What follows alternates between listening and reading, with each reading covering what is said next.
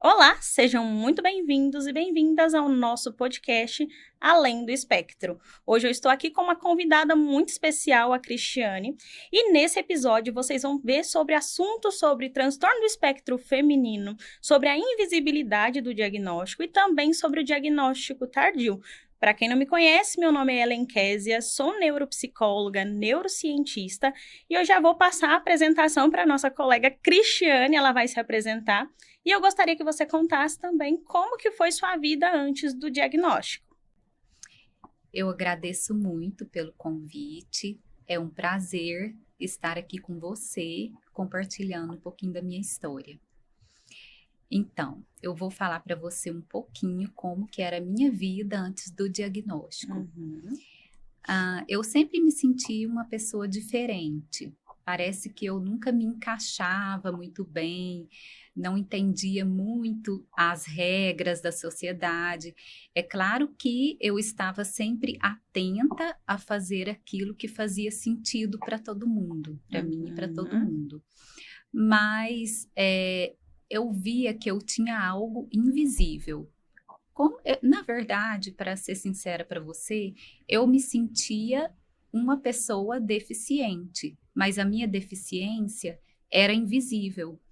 Eu não conseguia mostrar para as pessoas aonde que estava ali a minha limitação, porque me olhando por fora, as pessoas que conviviam comigo me achavam uma pessoa completamente normal, mas eu sentia essa desconexão de mim com a sociedade.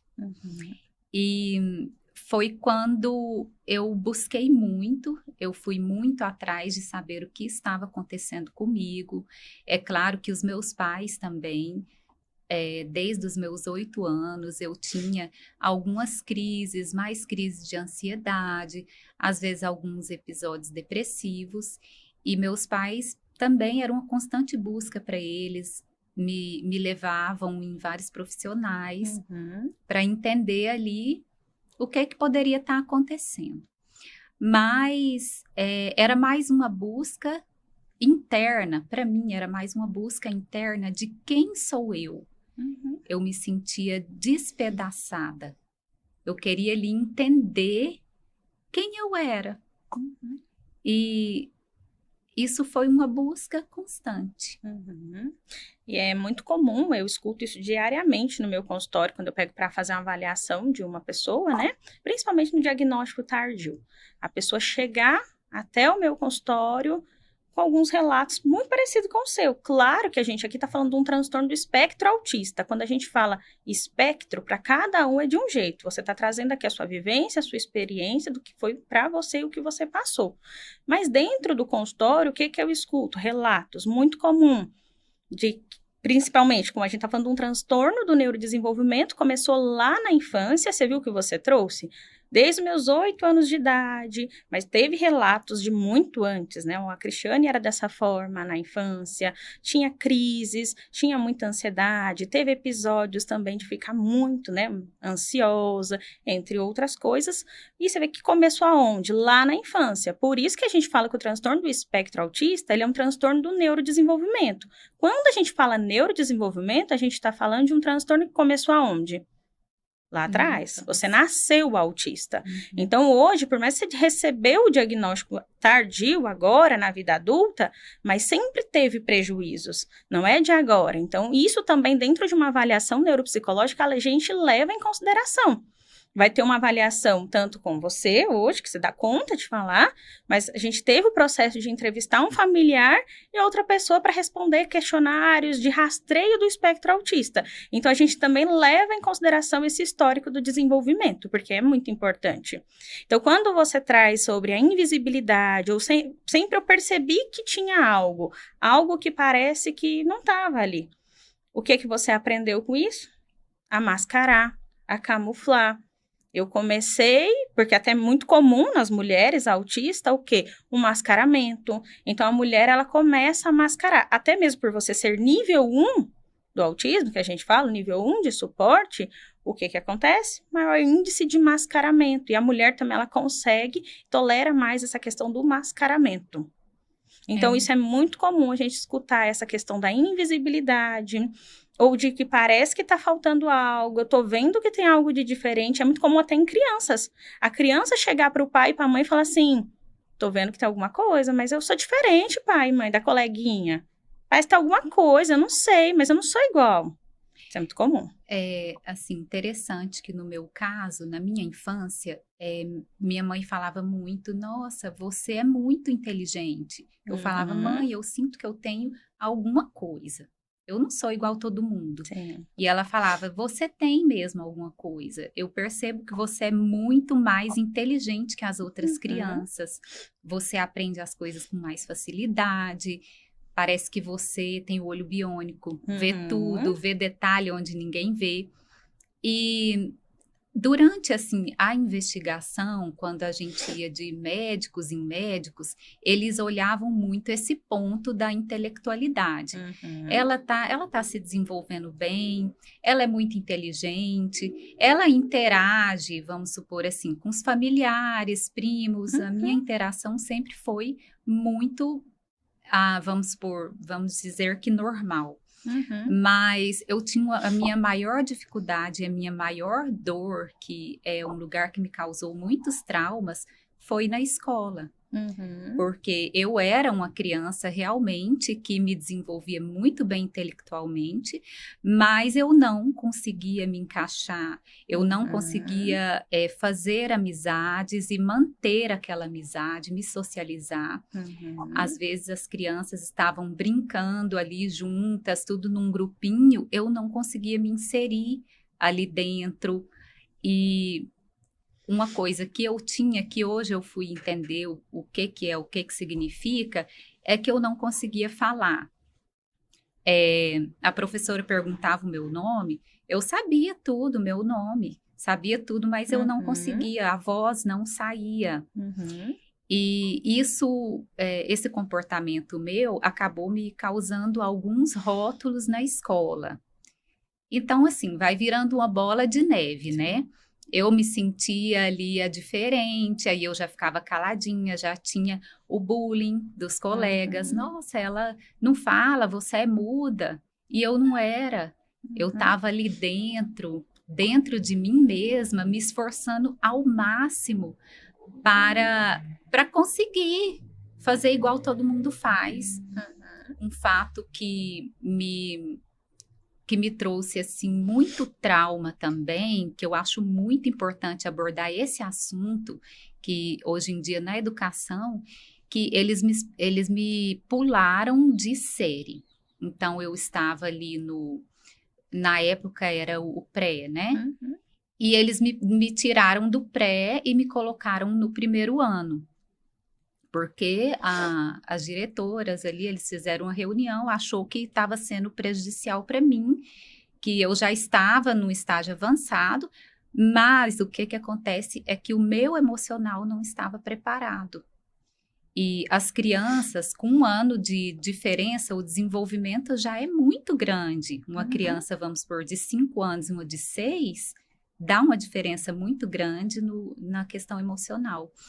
E isso me prejudicou mais ainda. Por isso que a gente fala que é importante essa avaliação, porque você vê que no seu caso, ali na infância, talvez tinha sim o que a gente fala da inteligência, da questão intelectual, talvez estava realmente acima em relação aos colegas, talvez o emocional não.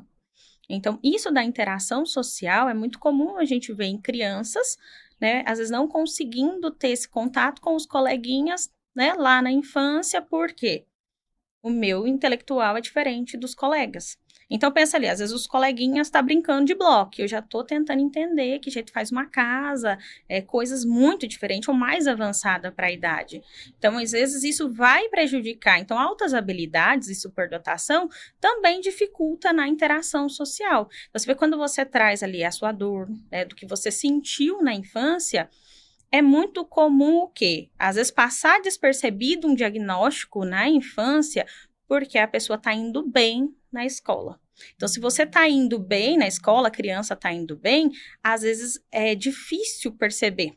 Mas ele está indo bem, tá? É porque ele é muito inteligente, ele é na dele. Então, é muito difícil, às vezes, dentro de uma avaliação, se não for um profissional especialista, quando tem a dupla excepcionalidade. O que seria a dupla excepcionalidade? Quando tem altas habilidades de superdotação, mais um transtorno do neurodesenvolvimento, seja ele o transtorno do espectro autista, seja o TDAH, dislexia, outros transtornos. Então, é muito difícil quando tem a dupla excepcionalidade, principalmente se for na área intelectual. Porque aí na escola, a criança está indo bem, mesmo que a interação social esteja prejudicada. Então, é muito difícil, às vezes, pegar, né, às vezes a professora perceber, porque está indo bem. E isso não é só na escola, não. Pensa no diagnóstico tardio. Se é um adulto que, mesmo que com sofrimento, mas ele está funcionando, ele está trabalhando, é passado despercebido. Aí pensa, se a gente está falando de um adulto com altas habilidades e talvez ele tenha um hiperfoco, e o hiperfoco dele envolve o trabalho, talvez ele não vai receber um diagnóstico, porque o trabalho está dando certo, eu estou me desempenhando, eu estou conseguindo ali ser reconhecido profissionalmente, então é muito difícil, às vezes também, mesmo na vida adulta, conseguir esse diagnóstico, porque até a mesma pessoa olha e fala assim, ela sabe, no fundo a pessoa ela sabe o quanto aquilo ali está custando, o quanto aquilo ali está difícil e o quanto ela tem prejuízo, mas lembra que o transtorno do espectro autista, ele é o quê? É oculto. Então, só a pessoa sabe o que ela está passando, o que ela está sentindo. Então, por mais que às vezes ela está ali, ela está funcionando, ela está mascarando, ela está ali entregando o melhor dela. Só que eu não sei como que tá por dentro e eu não sei como ela tá antes de chegar no trabalho. Às vezes no banheiro do trabalho, porque isso é muito comum, às vezes tem que se regular, vem crise, choro, o depois também, que é exaustivo, essa manutenção, esse dar conta. Porque no final, lembra que você trouxe? Lá na infância você já percebia que tinha algo. Na vida adulta, a pessoa também, só que às vezes não tem nome. E aí, quando às vezes as pessoas falam assim, mas eu vou buscar uma avaliação com 40, 30 anos para quê? Porque a gente começa a dar um nome positivo, no positivo que eu digo é tirar o rótulo negativo. Você viu o que você falou? Ah, era muda, eu era estranha, esquisita, invisível. A gente tira esse rótulo negativo e dá um nome. Ah, então eu tenho uma dificuldade aqui na habilidade social. Olha, então tem uma explicação. Às vezes eu tenho uma seletividade alimentar, não é mimimi, não é frescura, não é que eu não dou conta de comer isso daqui por frescura. Talvez uma seletividade alimentar. Então a gente tira esses nomes negativo e traz algo que melhor se encaixa de um rótulo. Vamos pensar num rótulo que não seja negativo ali para aquela pessoa, que faça mais sentido, porque a pessoa ela cresceu com rótulos negativos. Sim. E a gente também coleciona vários apelidos, Sim. Vamos supor, coleciona rótulos mesmo, igual você estava falando, e diagnósticos. Isso também, eu tenho uma coleção de diagnóstico. Passei por vários profissionais na área da saúde desde a minha infância. Uma coisa que eu quero deixar bem clara é o quanto os meus pais batalharam para me entender, para me tirar ali daquela situação. Eles fizeram o máximo, mas a questão da conscientização, muitos médicos, muitos profissionais nem cogitaram, nem passaram pela cabeça deles a possibilidade de eu ter um transtorno do neurodesenvolvimento. E isso foi uma coisa que me prejudicou muito, porque eu acredito que se eu tivesse tido um diagnóstico precoce, sinceramente a minha vida teria sido outra. Porque por muitos momentos na minha vida, eu me olhava no espelho e eu via ali que eu tinha muitos potenciais. Eu via no meu interior, eu sentia que eu tinha muitos potenciais. Mas quando eu ia colocar em prática, que eu ia realizar aquilo que eu queria, que eu sonhava, eu simplesmente travava. Parece que tinha assim um muro invisível me separando de viver realmente, de ousar. Muitas coisas eu deixei de fazer. A minha história é uma história de muita dor, mas é algo assim que eu quero trazer para todo mundo, essa conscientização. Eu penso uma pessoa, uma criança, uma pessoa sofrendo, o quanto eu sofri, eu acho muito injusto. E a gente pode espalhar. A gente pode espalhar o que é o autismo. A minha visão do autismo era muito restrita também. Não vou julgar, também os meus pais, os educadores, porque graças a Deus hoje eu consigo olhar para trás, eu perdoo tudo que aconteceu comigo no passado. Mas a minha visão era muito restrita. Para mim, o autismo, eu imaginava assim, uma criança com dificuldade intelectual, às vezes que não conseguia nem falar, é algo muito visível. Eu jamais imaginei que a resposta para todas as minhas perguntas que eu tinha para mim mesma era o espectro autismo. Que é muito comum quando a gente fala do transtorno, até mesmo dentro de uma avaliação, quando a gente levanta a hipótese de um transtorno do neurodesenvolvimento, principalmente do autismo. Se tem altas habilidades, às vezes a pessoa fala, não, eu não sou autista, não. Não é possível. Porque tem uma visão dessa forma que você falou, né? Às vezes é relatados em filmes também, né? Isso é bom, mas tem a parte negativa também, que vai os dois extremos.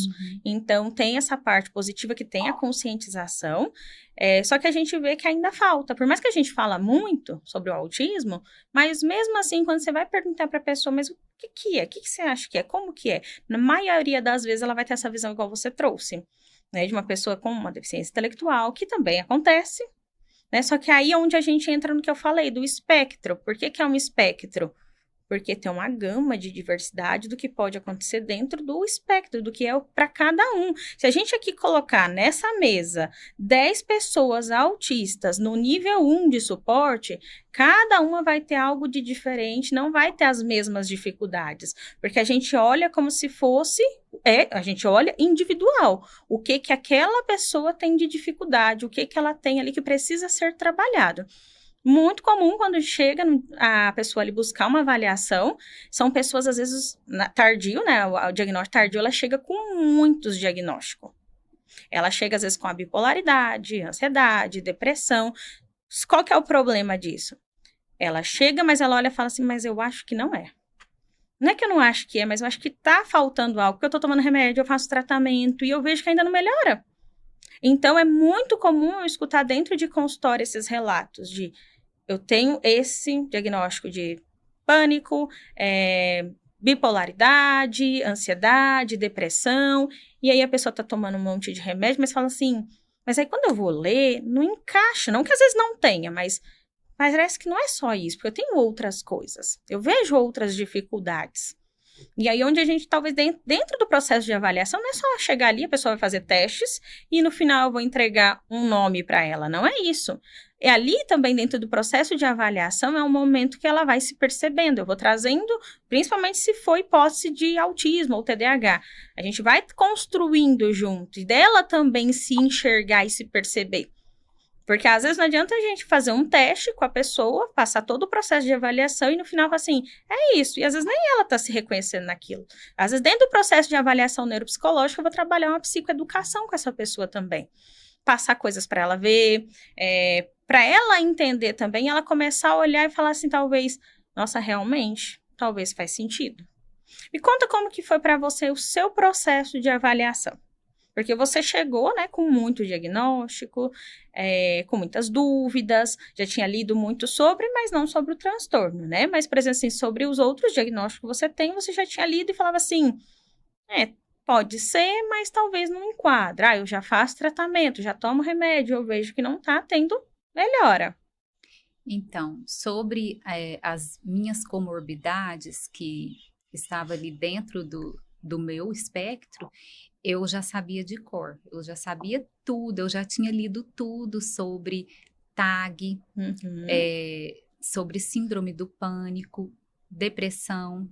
Na verdade, eu tinha aquilo, mas para mim não era uma resposta, porque eu fazia tratamento, fazia intervenções, tomava medicamento e não melhorava. Parece que não saía do lugar aquele tratamento.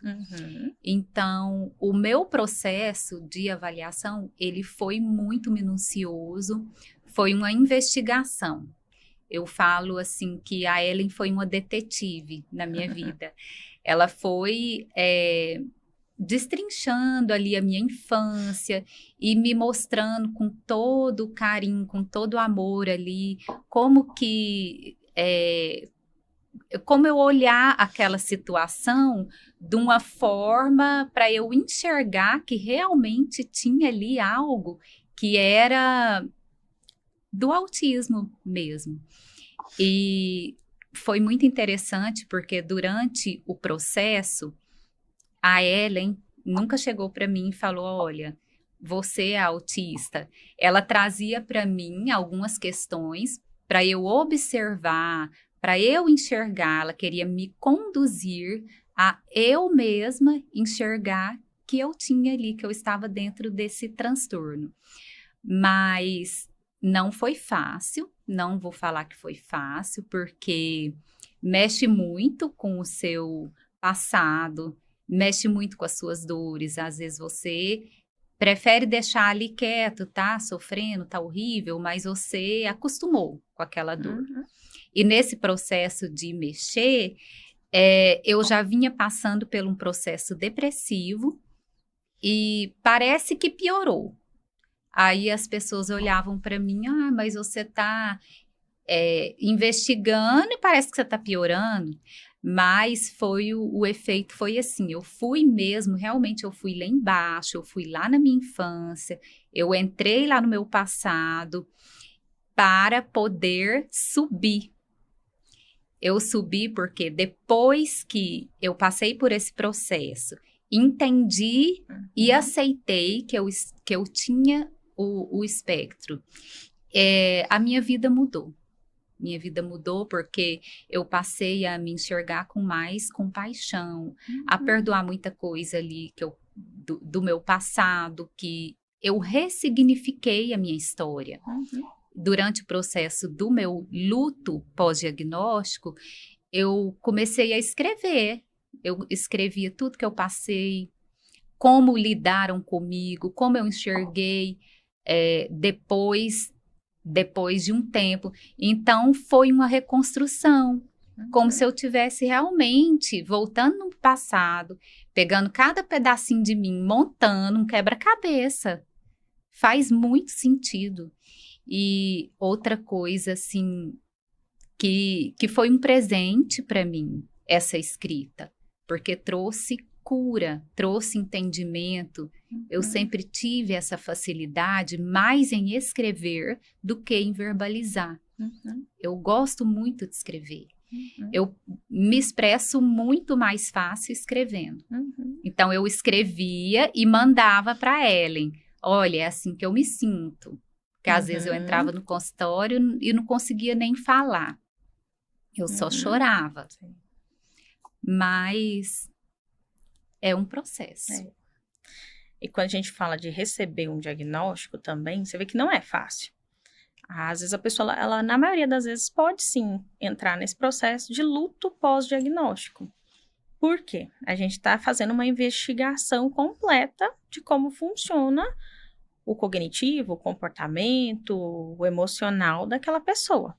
Então, quando a gente faz essa avaliação, lembra que eu falei, como é um transtorno do neurodesenvolvimento, eu vou investigar, e de uma forma geral, em todas as avaliações, a gente investiga, sim, a infância.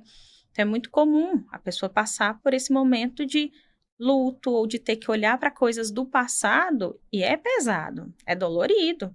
De você relembrar, ter que contar. Então, o que você fala é muito comum, as pessoas falam, vou deixar para lá.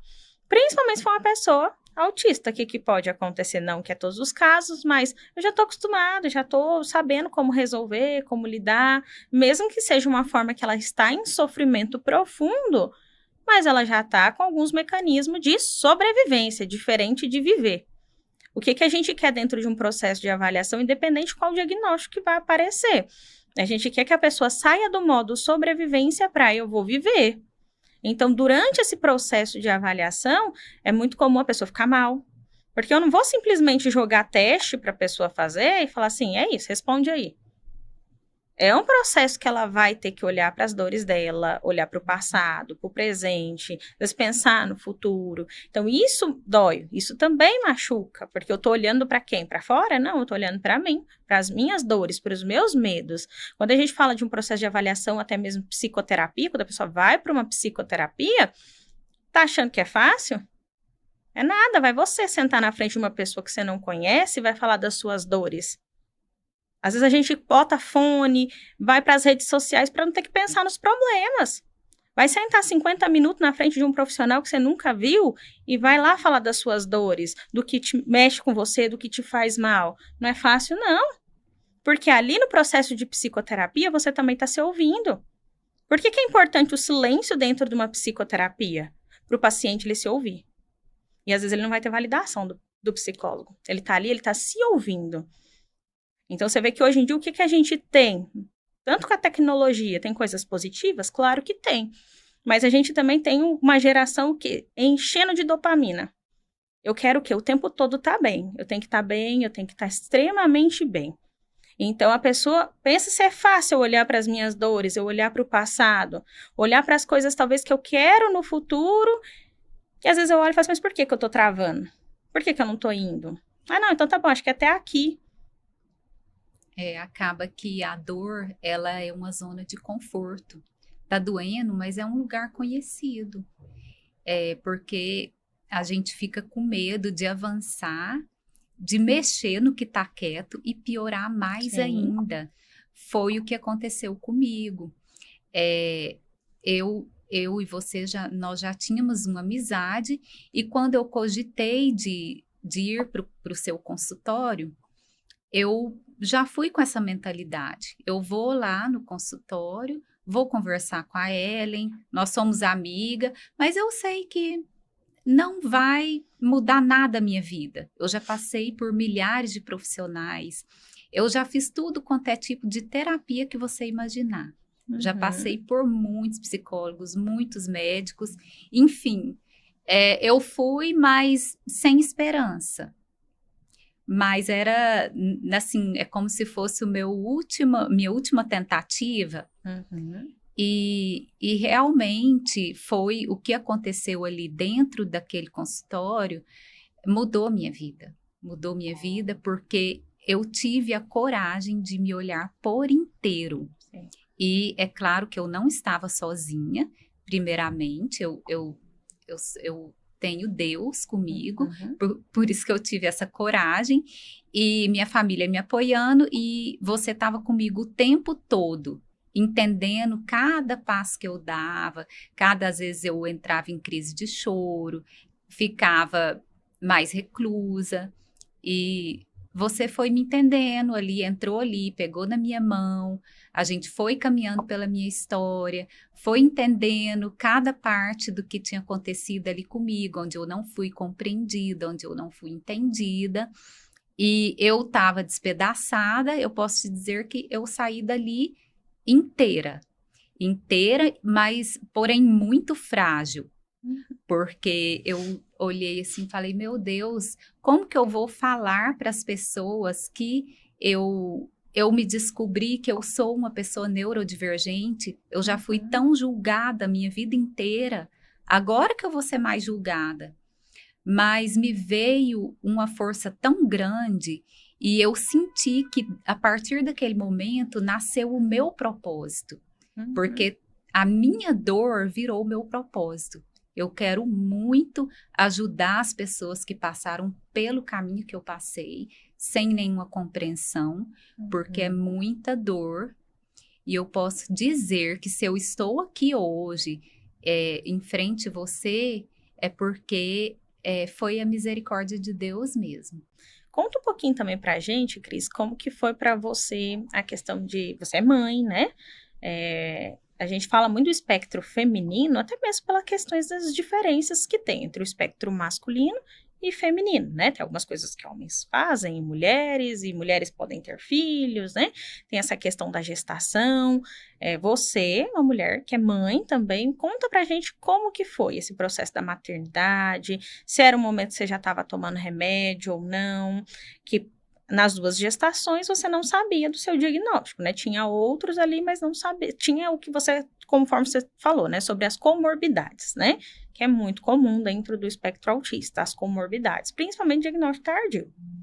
Sim, então, eu acho que a maioria das mulheres sonham em ser mãe, e comigo não era diferente. Eu tinha um sonho muito grande de ser mãe, mas é engraçado que eu pensava, será que eu sou capaz de ser mãe? eu tenho algo em mim que eu não sei o que que é, ninguém sabe o que que é, que será que eu vou passar isso para os meus filhos? Isso que eu não sei o que que é, que não tem nome? Vinha muitas questões na minha mente, mas o meu sonho de ser mãe falou mais alto. Não foi fácil, foi muito desafiador. Na gestação, a mulher já fica com os hormônios ali à flor da pele, a gente fica sensível, mais chorosa. E para a pessoa neurodivergente, isso intensifica muito. Então, eu tive uma gravidez, assim, graças a Deus, foi super saudável, a minha primeira gravidez. Eu era uma pessoa muito mais sensível, dava para ver. Fui muito julgada também por causa disso. Teve pessoas que olharam para mim e falaram: que é isso, gravidez não é doença. Mas, para te ser sincera, eu me sentia completamente doente. Mas, enfim, quando a minha filha nasceu, foi um amor tão grande. Quando eu olhei ali, eu falei: gente, compensou passar por tudo. Aquela coisinha assim mais linda, é muito amor, né? É inexplicável. E os medos se tornaram menor. Falei: nossa, eu vi que ela era linda, saudável, um presente. Mas tem os desafios, né? Depois que você tem filho, ainda mais assim, que o meu parto foi uma cesariana, eu sinto dor, acredito que pela questão da neurodivergência, eu sinto mais dor do que uma pessoa que é neurotípica. Eu sinto quando eu estou triste, eu fico mais triste. Quando eu estou feliz, eu fico mais feliz. E assim vai. A minha vida é um turbilhão de emoções. Só que, olhando para trás, eu vejo que a neurodivergência, ela me tirou muito. Mas ela também me deu, porque de verdade eu sentia mesmo que eu tinha superpoder. Porque antes da minha filha chorar, eu já sabia o que ela estava sentindo. De eu olhar para ela antes dela dar febre, eu já sabia que ela ia dar febre. Entendeu? Quando eu tinha uma situação que eu via que ia prejudicar ela, enfim. Não é só prejuízos, porque a gente faz tipo assim, tira do limão, você faz uma limonada, né?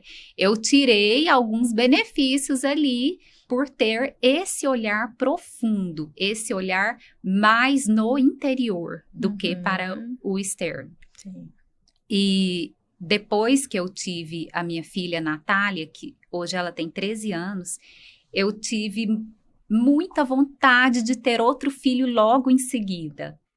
Mas é interessante, mesmo eu não sabendo da minha neurodivergência, eu demorei muito para processar tudo aquilo que eu passei na gestação, no pós, ali na infância da minha filha. Foi tudo tão intenso, foi tudo muito bonito, mas muito intenso. E eu falava: eu quero muito ter outro filho, eu não quero deixar a Natália ser filha única. E o meu esposo me incentivava muito. Ele: amor, vamos, engravida. Eu: ai meu Deus, parece que o meu processamento foi muito lento. Então eu esperei 10 anos após ter tido a Natália para ter a coragem de engravidar do Heitor. Sim. E foi intenso, tanto quanto a gestação da Natália. Foi muito intensa a gravidez, a gestação do Heitor. Eu passei por muitos processos dolorosos, passei por uma depressão também, mas depois que ele nasceu, veio aquele amor avassalador e a vida para mim começou a fazer mais sentido. E você falando também da questão da medicação e da gestação. Se eu fosse pelos médicos que eu frequentei, pela mentalidade da maioria das pessoas, eu jamais teria sido mãe. Sendo que a melhor coisa da minha vida é ser mãe. Eu não teria sido mãe por quê? Porque eu tomava medicação de uso controlado. Tomava um antidepressivo e eles não me davam abertura nenhuma Não, você toma esse remédio, você não pode ser mãe. Uhum. Vai ser curada depois para você vir querer ser mãe. Só que eu sabia que eu não ia ser curada primeiro, porque o que eu tenho não tem cura. Uhum. Tem compreensão, tem cuidado, mas não tem cura. E antes de eu saber do meu diagnóstico, eu tinha essa consciência. Uhum. Então, assim, se eu fosse pela cabeça da maioria, eu não teria sido mãe. Se fosse para você dar um recado para quem às vezes está buscando uma avaliação neuropsicológica, ou às vezes está em casa também, às vezes vai assistir ou vai escutar, seja no Spotify, ou vai ver algum trecho nosso em algum lugar, pessoa às vezes adulta, que às vezes ela sabe que internamente ela, mesmo que ela está mascarando, mas que ela vê que tem algo. Que recado você daria para essa pessoa? Eu falaria com toda certeza, com todo incentivo, busque uma avaliação neuropsicológica.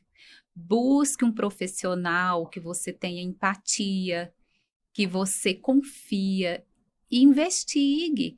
Porque, gente, o diagnóstico, ele não vai te diminuir em nada. Na verdade, ele vai te trazer para a vida que você merece ter. Porque depois que você se entende como uma pessoa neurodivergente, você se aceita ali como você nasceu, você vai florescer. Você vai florescer, você vai se sentir uma pessoa inteira.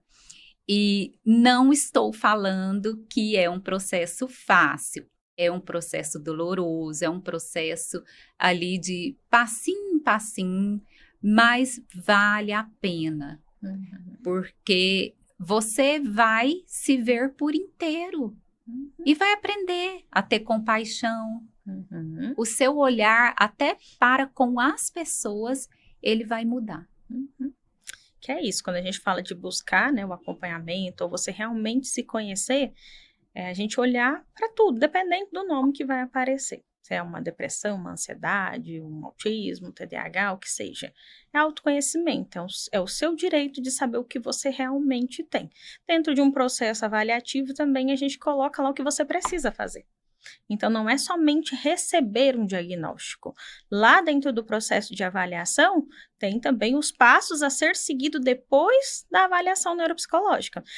Quando a gente fala de um transtorno do neurodesenvolvimento, a Cristiane também, ela passou também com uma avaliação médica, não foi só com uma avaliação comigo, então ela teve todo esse processo, foi avaliação completa e criteriosa, dentro do que a gente precisa para, sim, realmente falar se a pessoa é ou não autista, ou se tem um transtorno do neurodesenvolvimento. E dentro do processo de avaliação, a gente também tem o que você vai fazer depois. Se eu vou buscar uma reabilitação, se é uma psicoterapia, o que precisa ser feito, quais são os treinos. Diante de uma avaliação neuropsicológica, lá a gente tem todo o perfil daquela pessoa, onde a gente consegue ver o que está inferior, o que está acima da média, o que está também, às vezes, prejudicado e que a gente precisa melhorar. Vamos supor que aparece dentro de uma avaliação neuropsicológica que a depressão está muito alta. Nossa, deu alterado, ela tá com sintomas depressivos muito altos ali, a gente vai entrar com um tratamento específico. Ó, a depressão tá alterada, tá muito alta, a gente precisa, nesse momento, talvez um olhar maior aqui. A atenção, então, independente do nome, lá são algumas coisas que aparecem para a gente ter também como base de uma intervenção assertiva. Não somente para o neuropsicólogo, uma psicoterapia, uma reabilitação, até mesmo para os médicos. Ó, qual medicamento ela precisa? Qual que dá certo? Por que esse não tá dando certo? Então, eles são respostas até de um tratamento assertivo, né? E como a Cristiane também falou, dentro desse processo, ela aprendeu, né? E ela trouxe algumas coisas até para ficar um pouco mais fácil dentro da sua avaliação para ela, que fazia sentido, o escrever. E dentro desse processo, ela aprendeu, ela trouxe voz à sua dor. E aonde ela pensou no livro, né? Depois disso surgiu o livro. Inclusive, ela me convidou para ser coautora de um dos capítulos do livro dela. Então, conta pra gente também um pouquinho do seu livro, o que é, não sei se você já pode falar o nome. Conta pra gente um pouquinho do seu livro, como que surgiu. Então, eu falei muito da dor do processo, do quanto foi pesado para mim, foi intenso.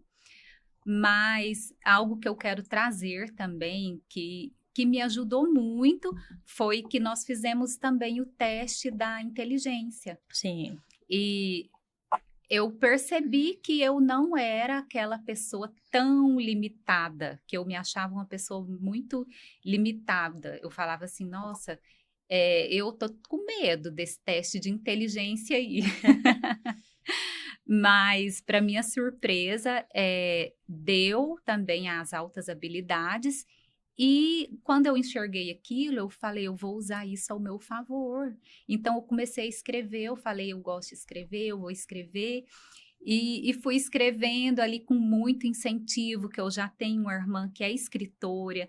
Eu escrevia, mostrava os meus textos para ela, e ela falava, Cris, continua, tá lindo, isso vai virar um livro.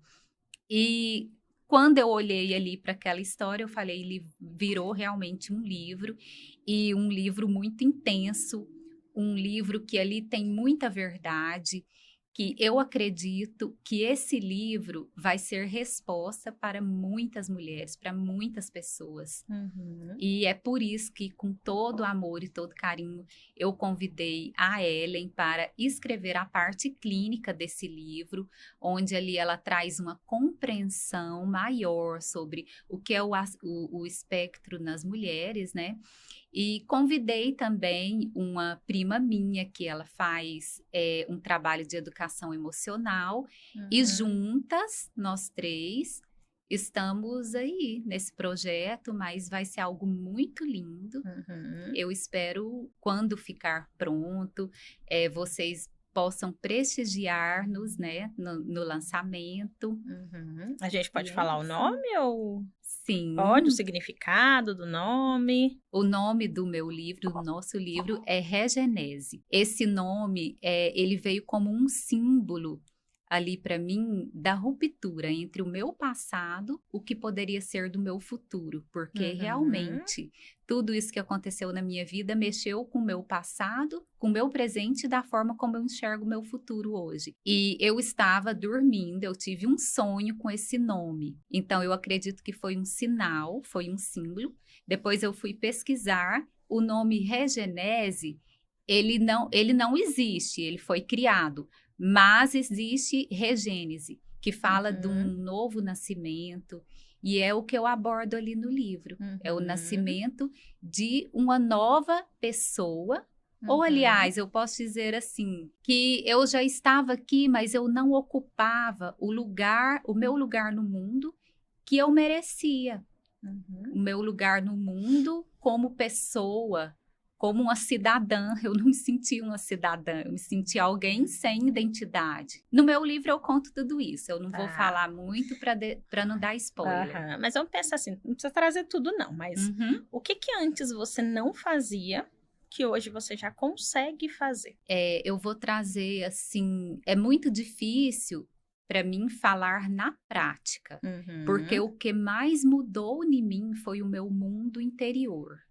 O meu mundo interno era um mundo muito intenso. Eu vivo as coisas muito intensamente. Eu vou trazer assim, eu não conseguia me olhar. Eu não conseguia me olhar por inteiro.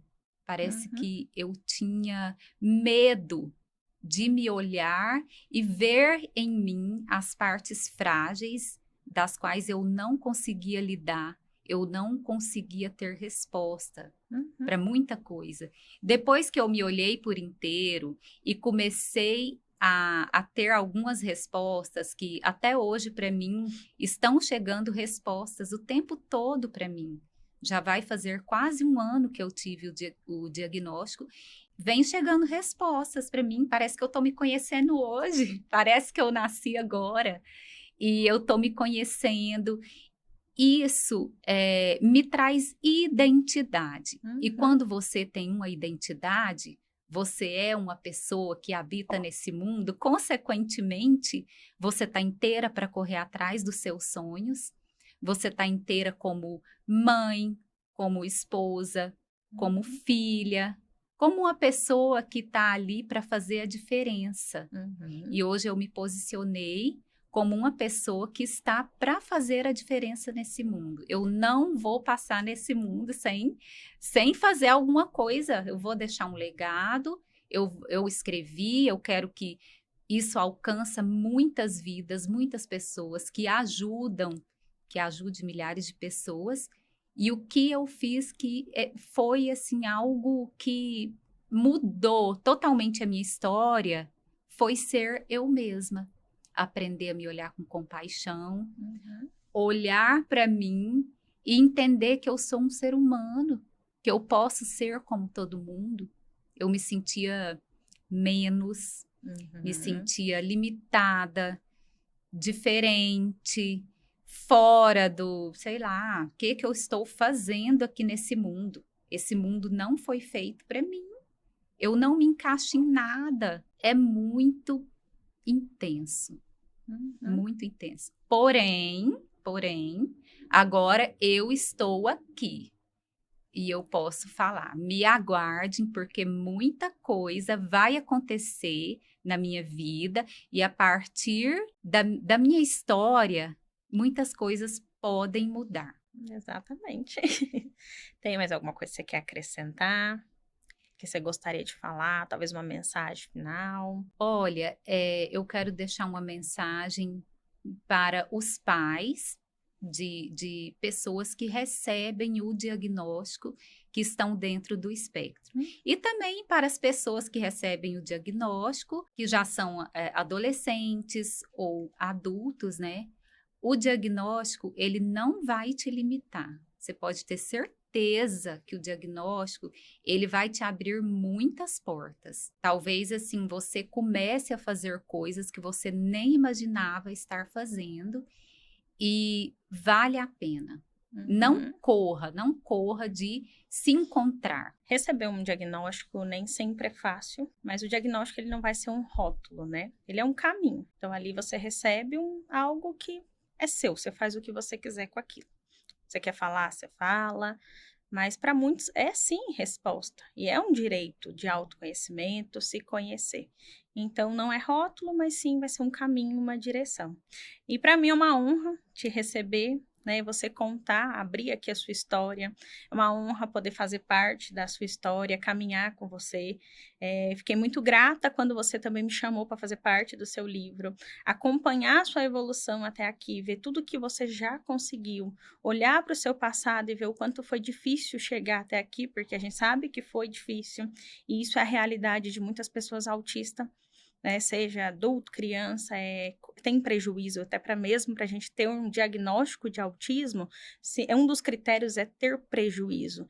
Então, independente de, às vezes, você estar vendo alguém olhando, parece que não tem nada, tem prejuízos. Não tem jeito, é um dos critérios de diagnóstico. Então, ver você chegando até aqui, superando os seus medos, conseguindo falar, dar voz a isso, que é difícil também, igual muitas pessoas falam assim, mas aí a pessoa recebe um diagnóstico, ela vai querer falar para todo mundo? Depende, tem pessoas que não vão falar. Isso daí é de cada um. Porque falar do diagnóstico também é difícil. Porque você entende quando você abre, você fala assim para todo mundo, eu sou autista, ou qualquer outro diagnóstico. Você está sujeito a ter pessoas que vão te apoiar e pessoas que vão te julgar. Mas o que importa? É se aquilo está bem elaborado para mim. Quando a pessoa sai de um processo de avaliação comigo, ela me pergunta, na maioria das vezes, Ellen, eu devo ou não devo contar do meu diagnóstico?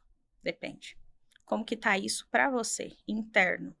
Se você sair aqui na rua e tiver um preconceito, você tá preparado para lidar?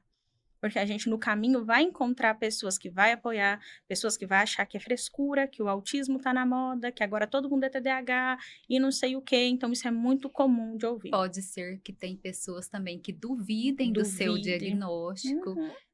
Falar, e agora autismo, todo mundo é autista, eu sou autista, acaba que isso é um capacitismo, né? E prejudica, porque é onde às vezes as pessoas nem vão buscar, né? Então, esse tipo de frases, fala, acaba prejudicando, dói, machuca, é preconceito. Então, quando a pessoa ela fala, eu sou autista, ela tem uma avaliação, ela tem laudo, ela cumpriu critérios. Ela não simplesmente está saindo, eu fiz um teste da internet, lá do Facebook, eu sei lá da onde, e tenho TDAH. Aí eu acho que eu tenho. Não, quando uma pessoa, ela, igual eu falei, o processo da crise, ela teve todo o critério de uma avaliação neuropsicológica. Foram mais de 11 sessões, com mais de 20 testes neuropsicológicos.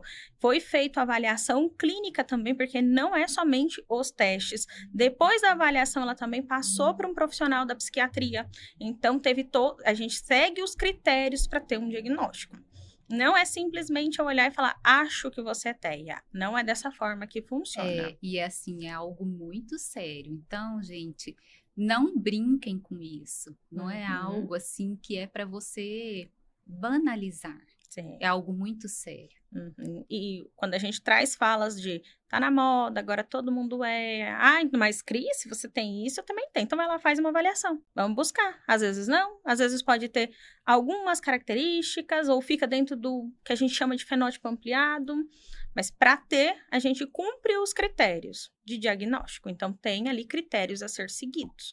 Você viu que eu falei que tem todo um processo avaliativo, desde olhar o neurodesenvolvimento. Não é somente a pessoa que ela vai fazer a avaliação. Eu chamo sempre alguém da família, no mínimo uns 2, 3 da família. Então, se você é pai de uma criança que está percebendo que tem algo de diferente, mesmo que às vezes você fala assim, não, mas será? Sempre dá tempo da gente buscar. E é importante a gente, quanto antes, melhor. Mas se você é adulto, também percebe que, nossa, não tá legal, busque a sua avaliação neuropsicológica também. Então é isso. Eu quero agradecer a todo mundo que ficou aqui com a gente. Se esse episódio fez sentido para você, você acha que deve encaminhar também para alguém, já encaminha esse episódio também. Tchau, até o próximo Além do Espectro.